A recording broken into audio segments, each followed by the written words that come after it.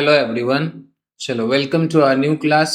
आज हम लोग एमसीक्यू क्वेश्चंस प्रैक्टिस करने वाले हैं रीचिंग द एज ऑफ एडolescence चैप्टर का। एडolescence यानी कि युवा अवस्था। युवा अवस्था जो है ये आपका क्लास 8 एनसीईआरटी से क्वेश्चंस लिया गया है। ठीक है, जो सीबीएसई के लिए भी इम्पोर्टेंट है, बाकी अदर टीचिंग एग्जाम्स के लिए भी इम्पोर्टेंट है। चलिए तो इसमें देखते हैं। पहला क्वेश्चन जो है, एडolescence इज द पीरियड बिटवीन। एडolescence जो होता है ये पीरियड होता है कौन से टाइम के लिए, ये कौन से टाइम का पीरियड होता है। कौन सा कलर यहाँ पे बेस्ट है, कलर देख लिया जाए। येलो, यस, ठीक है। तो एडolescence इज द पीरियड बिटवीन। एडolescence जो है ये कब का पीरियड होता है, तो एडolescence को हम लोग समझ सकते हैं। एडolescence युवा अवस्था यानी युवा कब हो जाता है कोई बच्चा, तो इसको हम लोग समझ सकते हैं। एक टर्म आपने सुना होगा, टीनेजर्स। टीनेजर्स जो होते हैं तो उसको हम लोग युवा अवस्था से रिलेट कर सकते हैं, यानी जिसके लास्ट में टीन आ जाता है। जैसे 12 में नहीं आता टीन, 13 में देखिए, 13 का स्पेलिंग में लास्ट में क्या आ जाता है, टीन आ जाता है। तो यानी 13 से लेके कहाँ तक, 19 तक इसमें क्या आ रहा है, टीन आ रहा है। तो ये वाला जो पीरियड होगा ये हम डेफिनेटली बोल सकते हैं कि ये इसमें एडolescence में रहेगा। बाकी 1-2 साल आगे पीछे अलग अलग बुक्स में रहते हैं। हमारे जैसे ऑप्शन देखिए, 5 से 10 साल ये तो नहीं होगा, डेफिनेटली नहीं होगा। 11 to 19, अभी देखो 11 हम लोगों ने देखा कि 11 नहीं हो सकता, 13 से हम लोगों ने देखा। बट यहाँ पे और अदर ऑप्शन हम देख लेते हैं, 20 to 25 ये भी नहीं हो सकता, इसमें तो टीन आ ही नहीं रहा। 25 to 30 नहीं होगा, तो हमारा ऑप्शन क्या होगा, 11 to 19 ईयर्स, यही होगा। तो यही जो यहाँ एज देखो रेंज कर रहा, अलग अलग बुक्स में अलग अलग दिए रहते हैं, तो आपको ये याद रखना होगा। टीन वाला ये आपको डेफिनेटली याद रखना है, 20 नहीं जाएगा, बाकी 11-12 आ सकता है। ठीक है, इसमें इंक्लूड हो सकता है, तो आंसर हमारा 11 to 19 ईयर्स होगा। नेक्स्ट क्वेश्चन देखते हैं। The process of becoming sexually mature is called, कह रहा है प्रोसेस जिसमें कि कोई सेक्सुअली मेच्योर हो जाता है, ठीक है, उसको हम क्या बोलते हैं। फर्टिलाइजेशन बोलते हैं, फर्टिलाइजेशन नहीं बोलते हैं, ये आपको पता है। रिप्रोडक्शन भी नहीं बोलते। प्यूबर्टी या ग्रोथ, ग्रोथ मतलब तो वृद्धि करना होता है, तो ग्रोथ भी नहीं बोलेंगे। तो इस प्रोसेस को क्या बोलते हैं, प्यूबर्टी बोलते हैं। Puberty is the process of becoming sexually mature, ठीक है, प्यूबर्टी बोलते हैं उसको। चलो नेक्स्ट क्वेश्चन देखते हैं हमारा। नेक्स्ट क्वेश्चन जो है, विच ग्लैंड सेक्रीट्स ग्रोथ हार्मोन, कह रहा है कौन सा ग्लैंड है जो ग्रोथ हार्मोन सेक्रीट करता है। तो इसमें देखिए, ग्रोथ हार्मोन थायराइड करता है, पेनक्रियास करता है, पिट्यूटरी ग्लैंड करता है, एड्रिनल ग्लैंड करता है। तो थायराइड नहीं करता, पेनक्रियास नहीं करता, एड्रिनल ग्लैंड भी नहीं करता। इसको तो हम लोग क्या बोलते हैं, इमरजेंसी हार्मोन भी बोलते हैं। एड्रिनल से आपको एड्रेनलिन सेक्रेट करता है, ये आपको इंपॉर्टेंट भी है काफी। तो ये पिट्यूटरी ग्लैंड होता है जो कि क्या करता है, ग्रोथ हार्मोन को सेक्रीट करता है, यानी पिट्यूटरी ग्लैंड होगा इसका आंसर। नेक्स्ट क्वेश्चन देखते हैं। Which gland is known as the master gland, कौन से ग्लैंड को हम लोग ग्लैंड का मास्टर बोलते हैं। तो मास्टर ग्लैंड किसको बोलेंगे, जो सारे जितने भी ग्लैंड्स हैं उनको क्या करे, कंट्रोल करे। कंट्रोल करता है सारे इंडोक्राइन ग्लैंड्स को, ठीक है। तो उसको हम लोग किसको बोलते हैं, पिट्यूटरी ग्लैंड को बोलेंगे हम लोग मास्टर ग्लैंड, क्योंकि ये सारे ग्लैंड के, ये जितने भी ग्लैंड दिए हुए हैं ये सब के, इस सब को कंट्रोल करता है कौन, पिट्यूटरी ग्लैंड। ठीक है, नेक्स्ट क्वेश्चन देखते हैं। Testosterone is produced by, testosterone हम लोगों को पता है ये हार्मोन का नाम है, जो कि किस में प्रेजेंट रहता है, बॉयज में या गर्ल्स में, ये बॉयज में प्रेजेंट होता है। बॉयज हार्मोन भी इसका नाम दिया जाता है, यानी लड़का ये हार्मोन प्रेजेंट है मतलब वो क्या है, बॉय है। ठीक है, तो ये कौन प्रोड्यूस करता है, ओवरी प्रोड्यूस करता है। ओवरीज तो फीमेल्स में होती है, तो ये तो नहीं करेगी।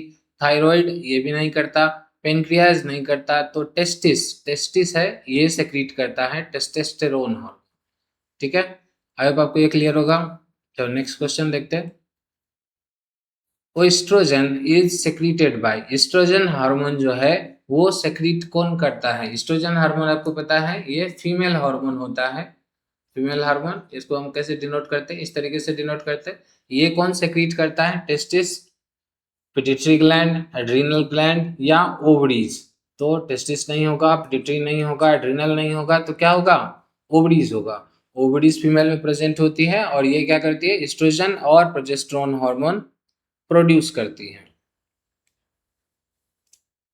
नेक्स्ट क्वेश्चन देखते हैं, male reproductive organs are, male reproductive organs कौन से हैं, ओवरीज, ओवरीज फीमेल में होती है, यूटेरस भी फीमेल में होता है, टेस्टिस, ओविडक्ट, ओविडक्ट भी फैलोपियन ट्यूब को बोलते हैं, फीमेल में होता है।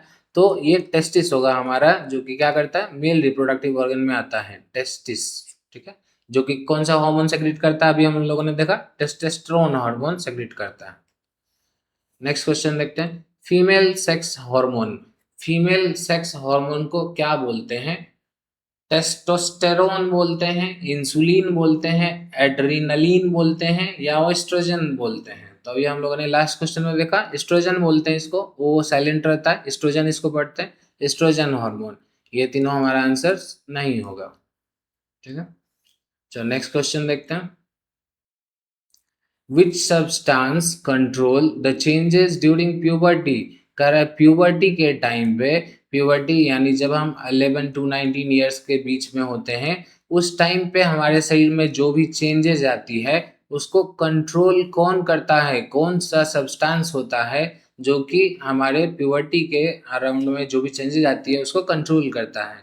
तो क्या वो इंजाइम्स होते हैं, विटामिन्स होती है, हॉर्मोन्स होती है या मिनरल्स होती है, तो ये हॉर्मोन्स होती है। ठीक है, हार्मोन की वजह से चेंजेस आते हैं, तो इसका आंसर क्या हो जाएगा, हॉर्मोन्स हो जाएगा। नेक्स्ट क्वेश्चन,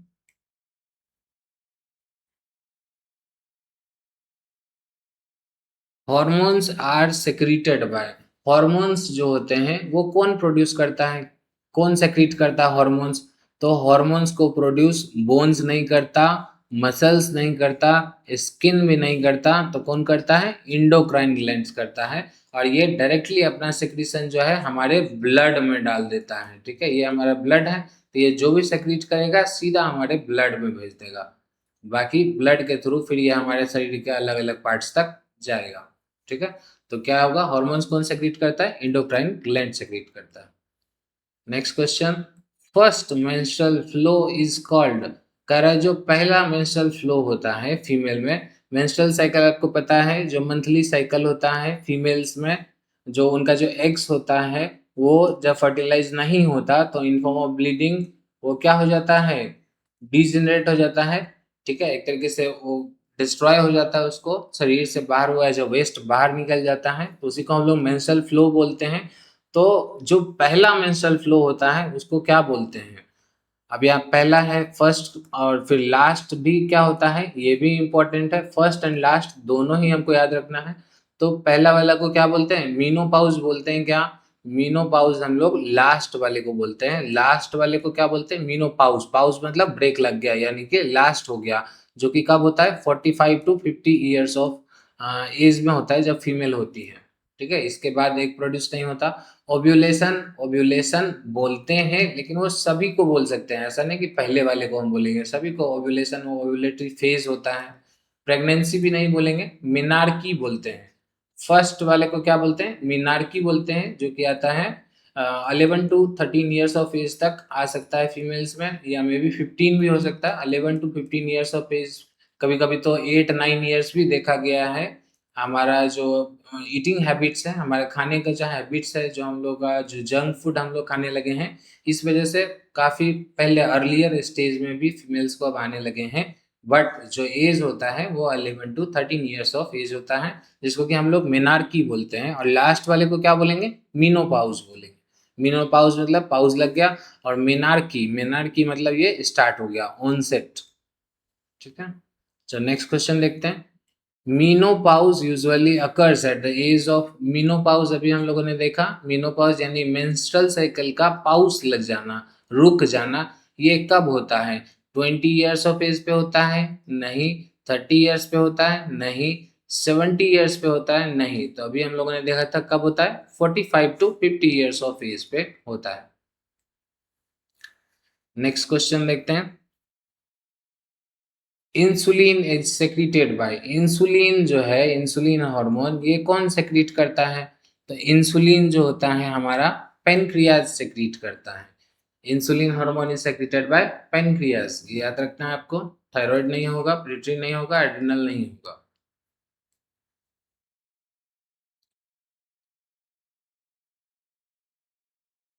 अब देखो, डिफिशियंसी ऑफ इंसुलिन काउजेस, कह रहा है इंसुलिन की कमी यदि किसी को हो गई है, डिफिशियंसी मतलब कमी, इंसुलिन की कमी हो गई है तो उसको क्या हो जाएगा, कौन सी बीमारी हो जाएगी? तो क्या अस्थमा हो जाएगा? नहीं। आपने सुना होगा इंसुलिन का इंजेक्शन कब लगता है लोगों को? जब उनको क्या हो जाती है, डायबिटीज हो जाती है। तो आंसर क्या होगा, deficiency of insulin causes diabetes. Tuberculosis भी नहीं होगा, कैंसर भी नहीं होगा, अस्थमा भी नहीं होगा। चलो next question, thyroxine is secreted by, thyroxine hormone जो होता है ये कौन सेक्रीट करता है? नाम से ही है थायरो, तो थायराइड ग्लैंड जो होता है यही क्या करती है, थायरोक्सिन हार्मोन सेक्रीट करती है। पेनक्रियाज नहीं होगा, एड्रिनल नहीं होगा, पिट्यूटरी नहीं होगा।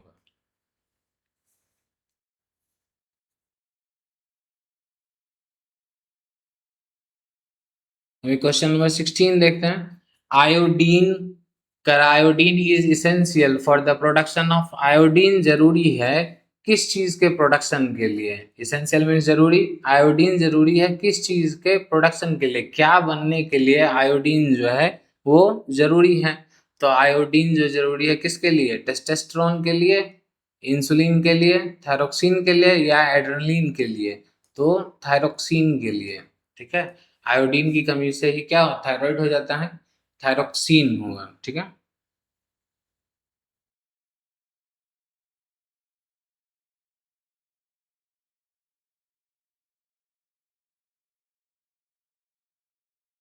Lack of iodine causes, iodine की कमी से क्या हो जाता है, आयोडीन की कमी से ग्वाइटर हो जाती है। ठीक है, ग्वाइटर, डायबिटीज नहीं, अस्थमा नहीं, एनीमिया नहीं, एनीमिया मतलब ब्लड की कमी, तो वो भी नहीं होती, तो ग्वाइटर हो जाएगा। वो घेग रोग होता है जिसमें गले में ऐसा निकल जाता है, लोगों के गले में ऐसा बाहर प्रोट्रूड हो जाता है। ठीक है, तो ग्वाइटर आयोडीन की कमी से होता है, इसलिए बोला जाता है हम लोग को आयोडीन वाला नमक खाना चाहिए। Adrenaline is secreted by, adrenaline कहाँ से सेक्रीट होता है, नाम से है, एड्रीनल ग्लैंड से सेक्रीट होता है। पेनक्रियाज से तो पेनक्रियाटिक जूस आती है, थायराइड से थायरोक्सिन हार्मोन आता है, पिट्यूटरी ग्लैंड से अदर हार्मोन आती है, ये तो मास्टर ग्लैंड होता है हमारा। Adrenaline prepares the body for, अब कह रहा है जो एड्रेनलिन हार्मोन होता है ये हमारे बॉडी को प्रिपेयर करता है किस चीज के लिए? एड्रेनलिन हम लोगों ने अभी देखा था, एड्रेनलिन को हम लोग क्या बोलते हैं, इमरजेंसी हार्मोन भी बोलते हैं। इमरजेंसी सिचुएशंस में ये हार्मोन सक्रिएट होता है। एड्रेनलिन हमारे बॉडी को इमरजेंसी सिचुएशन, कोई इमरजेंसी आ गया, अचानक से मान लो घर में आग लग गई, तो उस समय आपके शरीर में एड्रेनलिन हार्मोन सेक्रेट होगा। कभी कभी ऐसा होता है, मान लो आपकी क्षमता जो है 15 kg वेट उठाने की भी नहीं है, आप 15 kg वेट भी नहीं उठा पाते हो, लेकिन घर में आग लग गई, उस टाइम पे आप क्या बहुत भारी भारी सामान, चाहे वो 50 किलो का हो, फिर भी आप उसको उठा के दूसरी जगह पहुंचा देते हो। ठीक है, आपका मान लो कोई वो काफी क्लोज फ्रेंड है या कोई रिलेटिव है, वो मुसीबत में है, तो आप उसको बचाने के लिए कितने भी लोगों से लड़ जाओगे। तो क्यों लड़ जाओगे, क्योंकि ये आपको प्रिपेयर करता है ये हार्मोन जो एड्रेनलिन होता है, जिसको इमरजेंसी सिचुएशंस के लिए हम लोग यूज करते हैं, और इसको इमरजेंसी हार्मोन भी बोला जाता है। चलो next question, which hormone regulates metabolism, कह रहा है मेटाबॉलिज्म एक्टिविटी जो होती है हमारे शरीर में, यानी कोई भी जो रिएक्शंस हो रहा है हमारे शरीर में, कुछ भी बन रहा है, वो कौन सा हार्मोन रेगुलेट करता है? तो ये कौन सा करेगा, टेस्टोस्टेरोन करेगा? नहीं। एस्ट्रोजन नहीं, इंसुलिन नहीं, तो थायरोक्सिन जो होगा ये क्या करेगा, मेटाबॉलिज्म को हमारे कंट्रोल करेगा। अब कह रहा है रिलीज ऑफ एन एग, एक एग का रिलीज होना फ्रॉम ओवरी, फीमेल के ओवरी से एग का रिलीज होना, उसको हम लोग क्या बोलते हैं, मेंस्ट्रुएशन बोलते हैं, फर्टिलाइजेशन बोलते हैं, ओव्यूलेशन बोलते हैं, या इम्प्लांटेशन बोलते हैं? तो उसको क्या बोलते हैं, ओवा होता है वो, ओवा या ओवम इसको सिंगुलर बोलते हैं। ओवम क्या हो रहा है, रिलीज हो रहा है कहाँ से, ओवरी से, तो इसको हम क्या बोलते हैं, ओव्यूलेशन बोलते हैं, ओव्यूलेशन। ठीक है, मेंस्ट्रुएशन नहीं, फर्टिलाइजेशन नहीं, इम्प्लांटेशन नहीं। मेंस्ट्रुएशन तो पूरे फ्लो को बोलते हैं, ओव्यूलेशन हुआ एग के रिलीज को बोलते हैं। और इम्प्लांटेशन तो हो गया कि बेबी का इम्प्लांट होना उनके यूटरस में। अभी कह रहा है एवरेज मेंस्ट्रुअल साइकिल इज, जो मेंस्ट्रुअल साइकिल होता है फीमेल में वो एवरेज वो कितने डेज का होता है। ठीक है, 10 डेज का, 15 डेज का, 28 डेज का, 40 डेज का। तो ये हम लोगों को पता है ये 1 मंथ का साइकिल होता है। तो 1 मंथ यदि 30 ऑप्शन होता तो 30 लगाते, 30 नहीं है तो हम लोग क्या लगाएंगे, 28 लगाएंगे, अदर्स तो नहीं होंगे।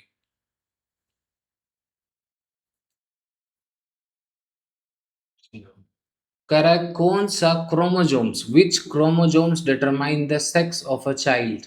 कह रहा है एक चाइल्ड है, एक बेबी है, वो बॉय होगा या गर्ल होगा, ये कौन सा क्रोमोजोम है जो डिसाइड करता है। तो क्रोमोजोम कौन सा डिसाइड करता है, सिर्फ एक्स एक्स डिसाइड करता है, या वाई वाई डिसाइड करता है, या फिर एक्स एक्स और एक्स वाई डिसाइड करता है, या फिर जेड जेड करता है। तो सिर्फ एक्स एक्स तो नहीं होता, क्योंकि यदि सिर्फ एक्स एक्स होता है तो क्या होती है, बेबी गर्ल होती है। ठीक है, तो बॉय तो यहाँ नहीं हुआ, और वाई वाई तो कुछ क्रोमोजोम होता ही नहीं है।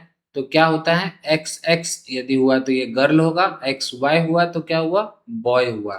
फीमेल्स में क्योंकि सिर्फ एक्स पाई जाती है और मेल में एक्स और वाई दोनों पाए जाते हैं। तो एक्स या तो इधर एक्स के साथ कंबाइन करेगा तो एक्स एक्स फॉर्म करेगा, या फिर एक्स जो है वाई के साथ कंबाइन करेगा तो एक्स वाई फॉर्म करेगा।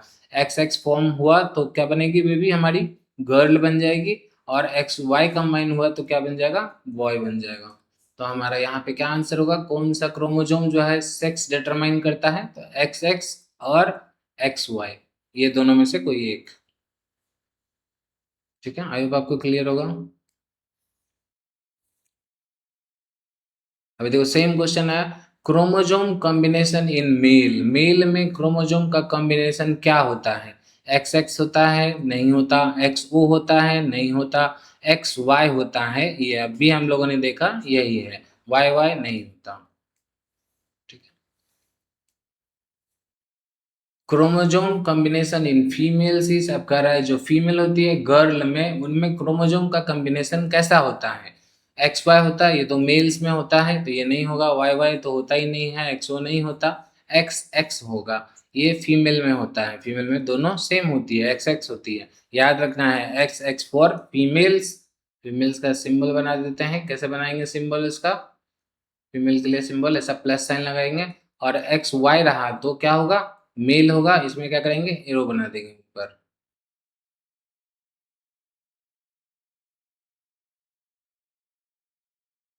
अब देखो कह रहा है who determine the sex of the baby, कह रहा है जो बेबी है वो मेल होगा या फीमेल होगा, ये कौन डिटरमाइन करता है, मतलब किसके वजह से वो मेल या फीमेल हो सकता है। मदर डिसाइड करती है, दोनों पेरेंट्स बराबर मतलब मिलके योगदान देते हैं कि लड़का हो गया लड़की, या फिर उनके दादाजी डिसाइड करते हैं या फादर डिसाइड करते हैं। तो ये एक्चुअल में फादर डिसाइड करता है, क्योंकि फादर में ही एक्स और वाई ऐसा दो अलग अलग क्रोमोजोम्स पाया जाता है। फीमेल्स में मदर में तो सिर्फ क्या होती है, एक्स क्रोमोजोम होती है। ठीक है, तो ये तो अपना सिर्फ एक्स ही देगी, बाकी मेल है, यदि वो वाई देता है तो बॉय बनेगा, एक्स देता है तो गर्ल बनेगी। तो कौन होता है, फादर रिस्पॉन्सिबल होता है। बट हमारे सोसाइटी में आप लोगों ने देखा होगा अभी वैसे काफी कम हो गए हैं, लोग अवेयर हो गए हैं, बट फीमेल्स को हमेशा जिम्मेदार ठहराया जाता है गर्ल चाइल्ड होने के लिए। मतलब ऐसा होता है गर्ल हुआ तो लोग अपनी वाइफ को मारते हैं, पीटते हैं, डोमेस्टिक वायलेंस करते हैं कि क्यों लड़की पैदा कर रही हो, बार बार ऐसा बोलते हैं। बट वो एक्चुअल में कौन रिस्पॉन्सिबल होता है, फादर रिस्पॉन्सिबल होता है। If the egg is not fertilised, अब कह रहा है मान लो एग जो है जिसको कि हम लोग ओवा या ओवम भी बोलते हैं, ओवम सेक्रीट हुआ ओवरी से और वो फर्टिलाइज नहीं हुआ, यानी उसमें स्पर्म के साथ वो मिला नहीं, स्पर्म उसको नहीं मिला। तो नहीं मिला तो it is stored in the ovary, ये ओवरी में जमा रहेगा। कन्वर्टेड इनटू ब्लड, ये ब्लड में ब्लड के रूप में कन्वर्ट हो जाएगा। सेड ड्यूरिंग मेंस्ट्रुएशन, सेट हो जाएगा मेंस्ट्रुएशन के साथ में। सेट मतलब एक तरीके से गिरना होता है, रिलीज होना। सेट हो जाएगा कब? मेंस्ट्रुएशन के साथ में। तो मेंस्ट्रुएशन के साथ में सेट होता है। डिस्ट्रॉयड इन द स्टमक, पेट में डिस्ट्रॉय हो जाएगा? नहीं। तो मेंस्ट्रुएशन के साथ ब्लीडिंग के रूप में बाहर आ जाती है वो एक।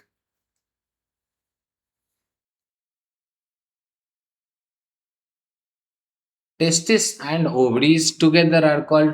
टेस्टिस हम लोग को पता है मेल सेक्स ऑर्गन है, और ओवरीज जो है फीमेल सेक्स ऑर्गन है। इन दोनों को एक साथ हम क्या बोलते हैं? एक्सोक्राइन ग्लैंड बोलते हैं, स्वेट ग्लैंड बोलते हैं, गोनैड्स बोलते हैं, या सेलिब्री ग्लैंड बोलते हैं। क्या बोलते हैं? तो इसको हम लोग एक साथ गोनैड्स बोलते हैं। गोनैड्स। मेल और फीमेल दोनों के सेक्स ऑर्गन को एक साथ में हम क्या बोल सकते हैं? एक टर्म में गोनैड्स बोल सकते हैं। ठीक, गोनैड्स। टेस्टिस प्रोड्यूस, अभी जो टेस्टिस है, टेस्टिस कहाँ होगा? मेल्स में होगा। मेल्स में होगा तो टेस्टिस क्या प्रोड्यूस करेगा? टेस्टिस एग्स बनाएगा? नहीं। स्पर्म बनाएगा? ब्लड सेल बनाएगा? सिर्फ हार्मोन बनाएगा? सिर्फ हार्मोन तो नहीं बनाएगा, ब्लड भी नहीं बनाएगा, तो क्या बनाएगा? स्पर्म बनाएगा। टेस्टिस जो है वो क्या बनाएगा? स्पर्म बनाएगा। टेस्टिस का काम होता है स्पर्म सेल बनाना। तो टेस्टिस है तो ओवरीज भी होगा। ओवरीज प्रोड्यूस, ओवरीज क्या प्रोड्यूस करती है? ओवरीज स्पर्म तो मेल में होता है, तो ये नहीं प्रोड्यूस करेगी। ब्लड, ब्लड भी नहीं। व्हाइट ब्लड सेल्स नहीं, तो क्या प्रोड्यूस करेगी? एग्स प्रोड्यूस करेगी। Ovaries produce eggs. अब देखो, हेयर ग्रोथ इन आर्म पिट्स कर रहा है। हमारा हेयर का ग्रोथ होना आर्म पिट्स में, हमारे वो हाथ में बाजू में जो हो जाता है, वो कब होता है? इन्फेंसी में, जब इन्फेंट होता है बेबी, तभी चाइल्डहुड में, बचपन में, प्यूबर्टी में, या बुढ़ापे में। तो ये आपको पता है कि ये जब हम लोग प्यूबर्टी में होते हैं, यानी 12 to 15 ईयर्स में हम लोग जब होते हैं, तब उस अराउंड में हमारा हेयर्स डेवलप होना शुरू हो जाता है आर्म पिट्स में।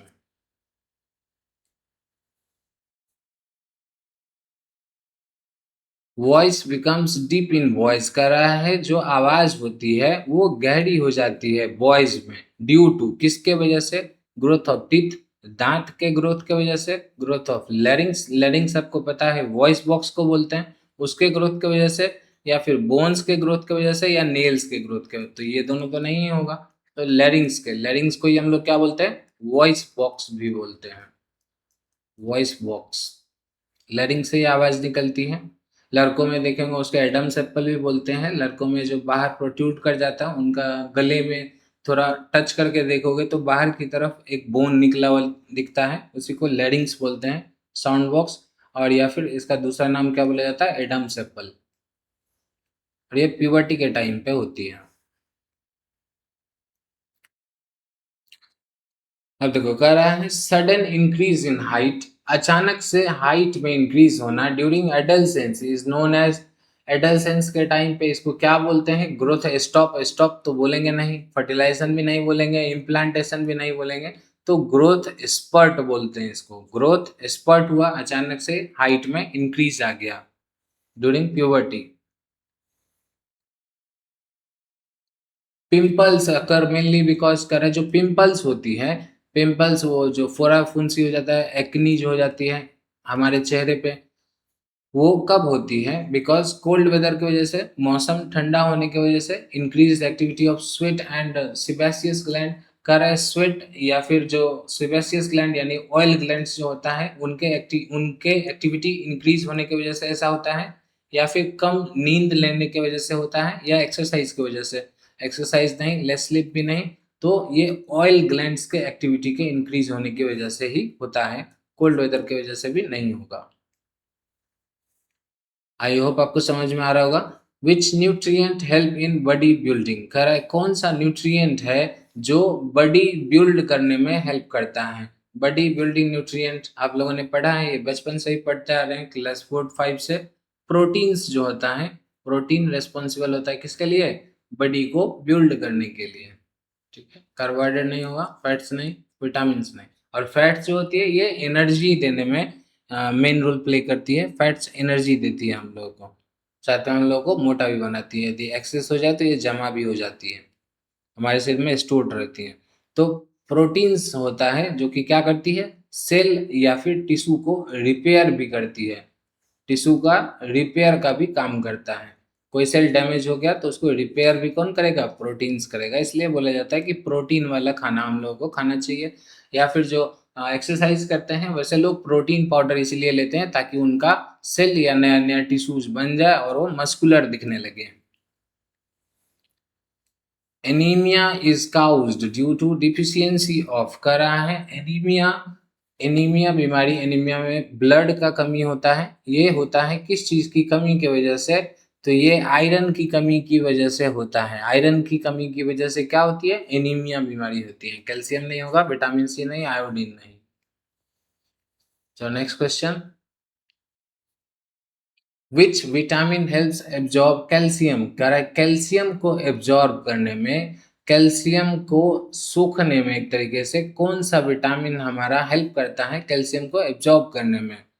तो कौन सा विटामिन हेल्प करता है कैल्शियम को, विटामिन डी करता है हेल्प। ठीक है, ये तीनों नहीं होगा तो विटामिन डी हमारा आंसर हो जाएगा।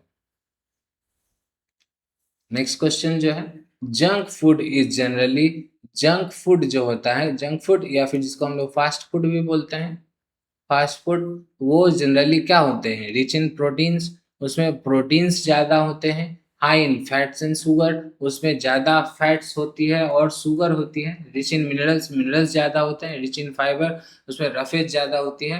तो ये भी नहीं होगा, ये भी नहीं होगा, उसमें फैट्स ज़्यादा होती है। ये सुना होगा आप लोगों ने कि बाहर का जंक फूड खाने से लोग मोटे हो जाते हैं, तो और शुगर भी हो जाता है, बीमारी भी हो जाती है उनको। तो high in fats and sugar होगा, रिच इन प्रोटीन्स भी नहीं होगा। प्रोटीन्स ज़्यादा होता है तब तो सब बोलता है बाहर का ही खाओ। Balance diet contain, balance diet पता है आपको किसको बोलते हैं, वैसा डाइट जिसमें कि हर तरह का न्यूट्रिएंट प्रेजेंट है, जो भी हमारे शरीर को चाहिए वो सारा चीज़ यदि उसमें प्रेजेंट है, हमारे मतलब हमारा जो खाना है इसमें यदि सारा चीज़, प्रोटीन भी है, कार्बोहाइड्रेट भी है, विटामिन भी है, मिनरल्स भी है, रफेज भी है, सब चीज़ है, तो वैसे खाने को हम क्या बोलते हैं, बैलेंस डाइट बोलते हैं। तो सिर्फ प्रोटीन नहीं, कार्बोहाइड्रेट नहीं, विटामिन नहीं, ऑल न्यूट्रिएंट्स, सारे न्यूट्रिएंट्स इन प्रॉपर अमाउंट्स, बराबर मात्रा में सारे ही न्यूट्रिएंट्स प्रेजेंट रहेंगे, चाहे वो प्रोटीन हो, कार्बोहाइड्रेट हो, विटामिन हो, मिनरल हो। ठीक है। तो नेक्स्ट क्वेश्चन 40 नंबर, विच एक्टिविटी कीप्स एडल्सेंस हेल्दी, कह रहा है कौन सी एक्टिविटी होती है जो एडल्सेंस को, एक युवा को हेल्दी रखने में हेल्प करती है, स्वस्थ रहने में हेल्प करती है। तो हेल्दी रहने में कौन हेल्प करेगा, वॉचिंग टीवी ऑल डे, पूरा दिन टीवी देखने से हेल्दी रहेंगे तो नहीं होगा। स्लीपिंग ऑल डे, पूरा दिन सोते रहेंगे तो हेल्दी हो जाएंगे, नहीं। रेगुलर एक्सरसाइज, हाँ ये हो सकता है कि यदि हम प्रतिदिन एक्सरसाइज करें तो हम क्या रहेंगे, हेल्दी रहेंगे। और लास्ट है स्किपिंग मील्स, हम लोग अपना खाना को, मील्स मतलब खाना, खाना को स्किप कर रहे हैं। जैसे अभी सुबह खाएं, दोपहर छोड़ दिए, रात खा लिए, अगला दिन सुबह छोड़ दिए, दोपहर खा लिए, रात फिर छोड़ दिए। तो ऐसा स्किप करने से क्या हेल्दी होंगे, नहीं होंगे। ये अक्सर लड़कियां करती हैं, वो बोलती हैं कि अपना बॉडी मेंटेन करने के लिए, जीरो फिगर मेंटेन करने के लिए, तो वो स्किप करती है, बट ये गलत है। उनको क्या करना चाहिए, रेगुलर एक्सरसाइज करना चाहिए, इनसे उनका बॉडी भी फिट रहेगा और हेल्दी भी रहेगा। चलो, एडल्सेंस शुड अवॉइड करा, एडल्सेंस को क्या अवॉइड करना चाहिए, एडल्सेंस को फ्रूट्स अवॉइड करना चाहिए, एक्सरसाइज, ड्रग्स या मिल्क, इन सब में से क्या अवॉइड करना चाहिए, किससे दूर रहना चाहिए। तो दवाइयों से दूर रहना चाहिए, ड्रग्स से दूर रहना चाहिए। ठीक है। अच्छा ये तो सही हो जाएगा ना हमारा, ड्रग्स से दूर रहना चाहिए, बाकी ये सब गलत है, ये सब तो लेना ही चाहिए हेल्दी रहने के लिए।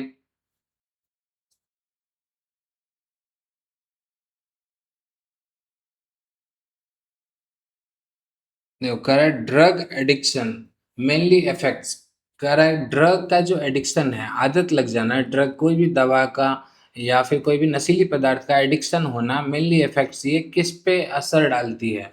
तो कह रहा है बोन्स पे, हमारे हड्डियों पे, हेयर पे, ब्रेन एंड बॉडी, हमारे दिमाग पे और हमारे शरीर पे असर डालती है, नेल्स पे ना। ठीक है। Next question, H I V spreads through, H I V HIV से क्या होता है आपको पता होगा। एड्स बीमारी होती है एचआईवी वायरस से। एचआईवी क्या है, वायरस है, human immuno virus I think इसका फुल फॉर्म है। इसका एक्वायर्ड इम्यूनो डिफिशियंसी सिंड्रोम। तो ये कैसे स्प्रेड होती है, हैंड सेक्स से होती है। अभी देखो ये कैसे स्प्रेड होती है, तो इसको समझने के लिए हमको देखना होगा फ्लूइड का एक्सचेंज होना कंपलसरी है। FLUID। जैसे एक इन्फेक्टेड पर्सन है, यानी जिसको एचआईवी हो गया है, ठीक है, एचआईवी बीमारी हो गई है, इसके शरीर का कोई भी फ्लूइड, तरल, फ्लूइड मतलब लिक्विड, चाहे उसका मुंह का सलाइवा हो, ठीक है, या फिर उसका स्पर्म हो, एग हो, ऐसा कोई भी फ्लूइड यदि किसी हेल्दी पर्सन में जाता है तो उसको भी एचआईवी हो जाएगा। तो हम लोग को फ्लूइड अवॉइड करना होगा, ठीक है। तो हैंडशेक से, हाथ मिलाने से होगा नहीं। शेयरिंग बुक्स, किताब शेयर करने से होगा नहीं। Infected blood and unsafe needles करा है, यदि हम इन्फेक्टेड ब्लड या फिर अनसेफ नीडल्स से हो सकता है, हाँ तो इससे हो सकता है। मान लो इन्फेक्टेड पर्सन को कोई सुई लगा, और सुई लगा तो उसके सुई में, अब सुई के जो नेल्स है उसके आगे में क्या लग गया है, उसका ब्लड का, वो काफी माइक्रो होती है, छोटी होती है, दिखती नहीं है हमको, बट उसमें लगी रह सकती है, एचआईवी वायरस उसमें रह सकता है। और यदि हम उसको किसी हेल्दी पर्सन को लगा दिए वही सेम नीडल, तो उससे क्या हो जाएगा, एचआईवी स्प्रेड हो जाएगी। या फिर ब्लड ट्रांसफ्यूजन कर दिए, मान लो कि एक हेल्दी पर्सन है, इसको ब्लड की जरूरत, इसका एक्सीडेंट हो गया, इसको ब्लड की जरूरत है, ब्लड की जरूरत है, तो एक इन्फेक्टेड पर्सन था, उसको पता नहीं था कि वो इन्फेक्टेड है, और या फिर पता भी था, और इसका ब्लड लेके हम इसको दे दिए, इसको ब्लड ट्रांसफ्यूजन बोलते हैं, ब्लड को ट्रांसफ्यूज कर दिए, तो भी क्या होगा, इसको एचआईवी स्प्रेड हो जाएगी। तो इन्फेक्टेड ब्लड, ब्लड से या फिर अनसेफ नीडल्स से। एड्स इज काउज्ड बाय कर रहा है, जो एड्स होती है, एड्स का फुल फॉर्म काफी इंपॉर्टेंट है, यहाँ पे पता नहीं दिया है या नहीं दिया यहाँ पे, बट ये काफी इंपॉर्टेंट है। एक्वायर्ड इम्यूनो, यूएनओ है, डिफिशियंसी सिंड्रोम। एड्स का full form acquired immuno deficiency syndrome. ये काउज्ड होता है, अभी हम लोगों ने देखा, एचआईवी वायरस के वजह से होता है, ठीक है, एचआईवी वायरस की वजह से, बैक्टीरिया नहीं, फंगस नहीं, प्रोटोजोआ नहीं। विच gland controls most other endocrine glands, करा है कौन सा ग्लैंड है जो कंट्रोल करता है बाकी सारे इंडोक्राइन ग्लैंड्स को। अभी हम लोगों ने देखा था, हम लोग उसको क्या बोले थे, मास्टर ग्लैंड बोले थे, थोड़ी देर पहले ही हम लोगों ने देखा था। तो कौन सा था जिसको हम लोगों ने मास्टर ग्लैंड बोला था, तो थायराइड ग्लैंड था नहीं, पेनक्रियास था नहीं, एड्रेनलिन था नहीं, पिट्यूटरी था, यस पिट्यूटरी था, पिट्यूटरी को ही हम लोग क्या बोलते हैं, मास्टर ग्लैंड बोलते हैं। और ये सारे इंडोक्राइन ग्लैंड को कंट्रोल करता है, pituitary gland. I hope clear होगा। चलो नेक्स्ट क्वेश्चन देखते हैं। Endocrine glands are, endocrine glands जो होते हैं वो कैसे होते हैं, इंडोक्राइन ग्लैंड्स कैसे ग्लैंड्स होते हैं, तो ये डक्ट ग्लैंड होते हैं, डक्ट मतलब नली होती है इनकी। जैसे मान लो ये ग्लैंड है इंडोक्राइन, तो ये अपना जो भी लिक्विड सेक्रीट कर रहा है, वो इसको एक ट्यूब के, मतलब एक क्या बोल सकते हैं, डक्ट, नली के थ्रू भेजेगा। तो नहीं, इंडोक्राइन जो होती है डक्टलेस होती है, इनके पास अपना कोई नली नहीं होता, ये अपना सेक्रीशन डायरेक्ट कहाँ देते हैं, ब्लड में देते हैं। ये अभी हम लोगों ने ऊपर देखा भी था, यहाँ भी है, मान लो ये ग्लैंड यहाँ भी है, ये सब अपना सेक्रीशन कहाँ देगा, डायरेक्ट ब्लड में देगा, इसके पास अपना कोई भी ट्यूब, डक्ट नहीं होता, इसलिए इसको क्या बोलते हैं, डक्टलेस ग्लैंड बोलते हैं। इंडोक्राइन ग्लैंड को डक्टलेस ग्लैंड, और एक और होती है एक्सोक्राइन ग्लैंड, जिसको कि हम लोग डक्ट ग्लैंड भी बोलते हैं। तो इसका डक्टलेस ग्लैंड होगा।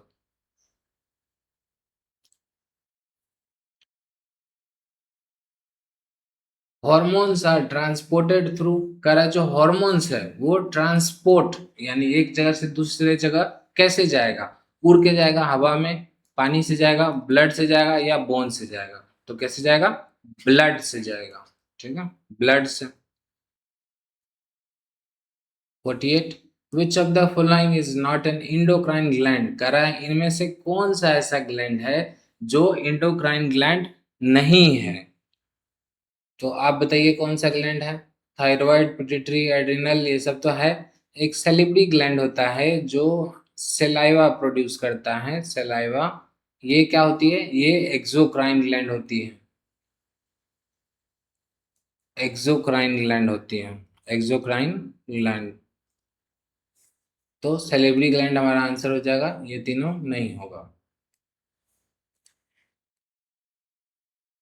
Secondary sexual characters appear during, secondary मतलब शरीर में और भी जो एक्स्ट्रा चेंजेज आती है सेक्सुअल कैरेक्टर्स में, वो कब दिखती है? इन्फेंसी में, जब हम छोटे होते हैं तब, बचपन में, प्यूबर्टी में, ओल्ड एज में। तो प्यूबर्टी के टाइम पे हमारे शरीर में चेंजेस देखने को मिलती है, जैसे कि हेयर्स का ग्रोथ हो जाना शरीर के अलग अलग रीजन्स में, आर्मपिट्स में हो गया, प्यूबिक एरियाज में हो गया, या फिर वो वॉइस बॉक्स लेरिंग्स का डेवलप हो जाना, एडम्स एप्पल का क्रिएट हो जाना, फीमेल्स में ब्रेस्ट का डेवलपमेंट, ये सब जो हो गया कब होता है? प्यूबर्टी में होता है। ठीक है, ये सेकेंडरी सेक्सुअल कैरेक्टरिस्टिक्स में आते हैं। 50, healthy adolescence depends on, healthy adolescence जो होते हैं वो किस पे डिपेंड करते हैं? मतलब कोई हेल्दी एडल्सेंस, कोई युवा हेल्दी कैसे रह सकता है? किस पे आश्रित होके? जंक फूड पे, बाहर का खाना खा के ये हेल्दी रह सकता है? नहीं। नो एक्सरसाइज, बिना एक्सरसाइज किए, एक्सरसाइज नहीं करने से हेल्दी रहेगा? तो नहीं, ऐसा भी नहीं। बैलेंस डाइट लेके, एक्सरसाइज करके और हाइजीन मेंटेन करके, या फिर स्लीपिंग द होल डे, पूरा दिन सो के, तो ये भी नहीं होगा। तो ये हमारा आंसर होगा। ठीक है, आई होप आपको सारे क्वेश्चन समझ में आ गए होंगे। ये बेसिक लेवल का हम लोगों ने क्वेश्चन प्रैक्टिस किया था। अभी हम लोग एक बार और इस चैप्टर का एडवांस लेवल का क्वेश्चन प्रैक्टिस करेंगे जल्दी। ठीक है, तो आप लोग लाइक करें, कमेंट करें एंड सब्सक्राइब करें पार्ट 2 के लिए, ताकि हम लोग एडवांस लेवल का क्वेश्चन जो है हम लोग इसका प्रैक्टिस करें। इसी के साथ हमारा आज की क्लास एंड होती है। Thank you for your cooperation and patience. Wish you all the best. We will meet again. That's all for the day. Thank you, everyone.